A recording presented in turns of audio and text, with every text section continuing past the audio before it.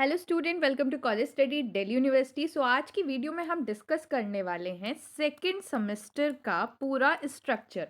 मतलब किस तरीके से आपका कौन कौन से डीएससी आपके होंगे, जी क्या आप ले सकते हैं, सेक वैक कौन सा आपके लिए बेस्ट रहेगा। सारी चीज़ें हम बहुत डिटेल में डिस्कस करने वाले हैं ताकि आप बहुत ही सोच समझ के अपने सब्जेक्ट को चूज़ करें, ऐसे ही कुछ भी ना ले लें। तो चलिए शुरू करते हैं।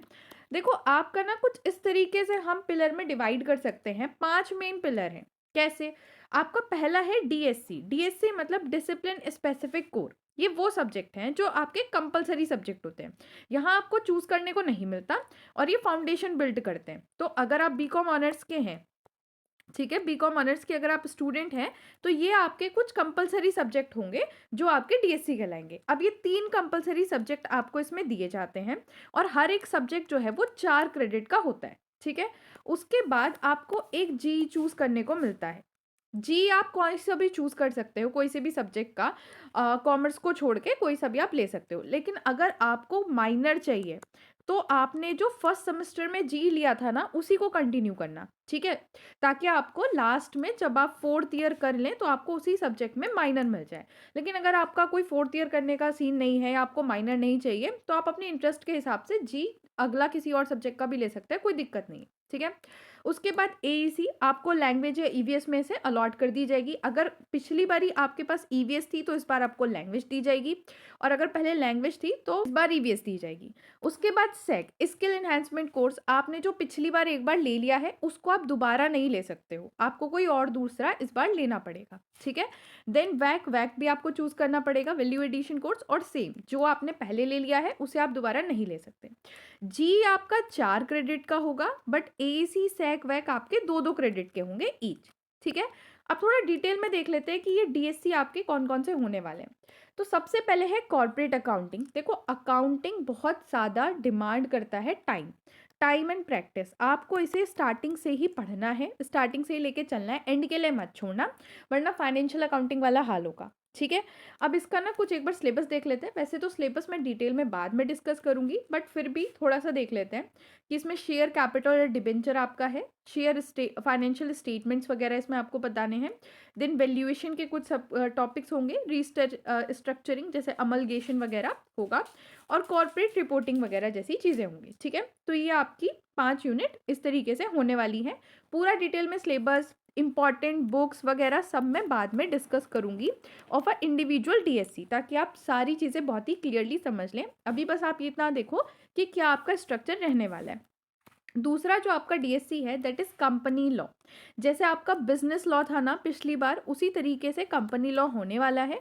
उससे कई ज़्यादा मिलता जुलता है, लेकिन इस बार ये सारी चीज़ें कंपनी के बारे में करेगा कि किस तरीके से कंपनी एक्ट 2013 के अंडर आपकी कंपनी बनती है, उसका इंट्रोडक्शन कैसे होता है, फॉर्मेशन कैसे होती है, शेयर कैपिटल कैसे दे करी जाती है, मैनेजमेंट कैसे होता है, और वाइंडिंग अप कैसे होती है। तो पूरी मतलब कंपनी लॉ 2013 आपको इसमें पढ़ाया जाएगा। जैसे बिजनेस लॉ में केस लॉ थे ना, इसमें भी केस लॉज होंगे, और आपको वो केस लॉज पढ़ने होंगे, समझने होंगे। ठीक है, और आपके काफ़ी ज़्यादा प्रैक्टिकल बेस्ड क्वेश्चन भी पूछे जाएंगे, जैसे पिछली बार ही पूछे गए थे बिजनेस लॉ में। और ये सब्जेक्ट भी आपका 4 क्रेडिट का होगा। ठीक है, देन आपका जो नेक्स्ट टीएससी है that is human resource management. Human resource management पूरा का पूरा थ्योरी सब्जेक्ट है, इसमें कुछ न्यूमेरिकल नहीं है। एमपीए की तरह आपका ये होने वाला है, बट हाँ, थ्योरी भी रिटेन तो करनी पड़ती है, तो पहले से थोड़ा सा पढ़ना शुरू कर देना। बट हाँ, ज़्यादा ध्यान देने की स्टार्टिंग में इतनी ज़रूरत नहीं है, बाद में भी कवर हो सकता है। स्टार्टिंग में तो आपको कॉर्पोरेट अकाउंटिंग पे ही ध्यान देना है। ठीक है, कॉर्पोरेट अकाउंटिंग और लॉ, क्योंकि लॉ में कई सारे केस लॉज होते हैं, उनको याद रखना पड़ता है। बट बिल्कुल छोड़ भी मत देना इसको कि हाँ ठीक है बाद में ही देख लेंगे। थोड़ा थोड़ा पढ़ना शुरू कर देना ताकि आप रिटेन कर सको। सिलेबस की बात करें तो इसमें आएगा HR planning, talent acquisition, training development, performance and पे, इमर्जिंग होराइजन, ये सारी चीज़ें आपकी इसमें पढ़ाई जाएंगी डिटेल में। ठीक है, देन नेक्स्ट आता है आपका जी। देखो, कई सारे जी आपको ऑफर करे जाएंगे, आप अपने हिसाब से, अपने इंटरेस्ट के हिसाब से कोई सा भी जी ले सकते हो। ठीक है? अगर आपने पहले कोई जी ले लिया है किसी सब्जेक्ट का, मान लो आपने पॉलिटिकल साइंस का कोई जी पिछली बार ले लिया था और अब आपको पॉलिटिकल साइंस में ही माइनर चाहिए, तो आप पॉलिटिकल साइंस का ही जी इस बार लेना, ठीक है? चेंज मत करना, वही लेना। लेकिन अगर आपको है कि माइनर तो नहीं चाहिए, तो कोई सा भी जी अपने हिसाब से ले सकते हो। कोशिश करना कि ऐसा है तो फिर आप कॉमर्स ओरिएंटेड जी ही लो, ठीक है? जैसे इकोनॉमिक्स का जी आप ले सकते हो या फिर बीएमएस का जी आप ले सकते हो। ये सारे जी आपको थोड़े कॉमर्स ओरिएंटेड मिल जाएंगे और आपके इंटरेस्ट के हिसाब से भी मिलेंगे, ठीक है? Now moving ahead, AEC simple, आपको पता ही है कि या तो ईवीएस मिलेगा या लैंग्वेज मिलेगा, और इसमें इतना पिछली बार के हिसाब से जो पिछली बार होगा उससे दूसरा आपको मिल जाएगा, कोई दिक्कत इसमें बात है नहीं। देन अगर सेक की बात मैं करूँ तो सेक में मैं आपको सजेस्ट करूँगी आप फाइनेंस फॉर एवरीवन ज़रूर लो, क्योंकि फाइनेंस फॉर एवरीवन जो है वो बिल्कुल कॉमर्स ओरिएंटेड है और काफ़ी इसमें ना कॉमर्स की ही चीज़ें आती हैं, तो आपको ज़्यादा मेहनत इसमें नहीं करनी पड़ेगी, सारी चीज़ें वही होंगी और कुछ वैसा ही सीखने को मिलेगा जो आपके कॉमर्स में वैल्यू ऐड करेगा। अगर आपको कम्युनिकेशन ओरिएंटेड चीज़ें लेनी है तो आप कम्युनिकेशन इन एवरीडे लाइफ ले सकते हो, या आपको कम्युनिकेशन से रिलेटेड सारी चीज़ें पढ़ाएंगे और सिलेबस भी काफ़ी ईजी रहता है, ऐसा नहीं है कि बहुत ही हार्ड होगा, बहुत सिंपल सिलेबस होता है, 2 से 3 घंटे में आप इसे पढ़ के कवर कर सकते हो, बहुत ही ईजी। देन अगर किसी को ड्रामे का शौक है तो थिएटर वगैरह का, तो वो रंगमंच ले सकता है। रंगमंच पूरा का पूरा प्रैक्टिकल सब्जेक्ट है, इसका थ्योरी से कोई लेना देना नहीं है, पूरा प्रैक्टिकल ही इसका होगा।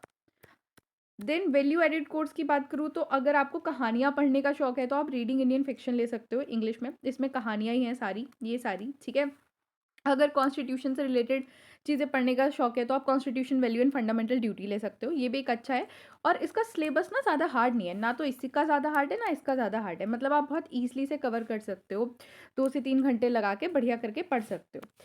देन इसके अलावा भक्ति ट्रेडिशन आप ले सकते हो, योगा ले सकते हो, फिलॉसफी एंड प्रैक्टिस, ये भी एक अच्छा सब्जेक्ट है, आप इसको कंसिडर कर सकते हो, ठीक है? तो टोटल आपके क्रेडिट किस तरीके से डिवाइड है कि 4 क्रेडिट होंगे डीएससी के, ठीक है? और आपके 3 डीएससी हैं तो 12 क्रेडिट तो आपके ये हो गए। उसके अलावा जी का आपका 1 जी होगा 4 क्रेडिट का, 4 ये हो गए। और बाकी सेक वैक और एईसी ये 3 हैं और हर एक के 2 क्रेडिट, तो ये टोटल आपके जो क्रेडिट बनेंगे वो 22 क्रेडिट हो गए टोटल। इसमें से आपको आप अपने क्रेडिट जो हैं जितने आपके मार्क्स आएंगे उस हिसाब से आपको क्रेडिट मिल जाएंगे। तो ये आपका पूरा हुआ है कोर्स स्ट्रक्चर। तो गाइज अगर आपको फ्री में अपने सारे सब्जेक्ट कवर करने हैं तो चैनल को सब्सक्राइब कर लेना, वीडियो को लाइक कर देना, क्योंकि इसी चैनल पे हम पूरा सिलेबस कराएंगे, साथ में नोट्स भी देंगे और जितनी एक अभी मैं एक और वीडियोस लेके आऊँगी जिसमें आपको पूरी पूरी गाइडलाइंस बताऊँगी मैं। देखो सिलेबस अलग होता है पर गाइडलाइंस काफ़ी डिटेल में होती हैं, तो गाइडलाइंस इशू करी जाती है और उसमें ये बताया जाता है कि क्या पढ़ना और क्या छोड़ना है, कौन सा चैप्टर कितने मार्क्स का, कौन सी यूनिट में से क्या क्या आएगा। तो वो गाइडलाइन हर सब्जेक्ट की मैं इसी पे डालूंगी, ठीक है? वीडियो लेके आऊँगी डेडिकेटली, बुक्स बताऊँगी इंपॉर्टेंट की कौन सी बुक आपको लेनी है, कौन से सब्जेक्ट को किस तरीके से अप्रोच करना है, क्या स्ट्रैटेजी आपकी रहने वाली है, सारी चीज़ें चैनल पे कराई जाएंगी। तो चैनल को सब्सक्राइब करने लाएं। Thanks for watching.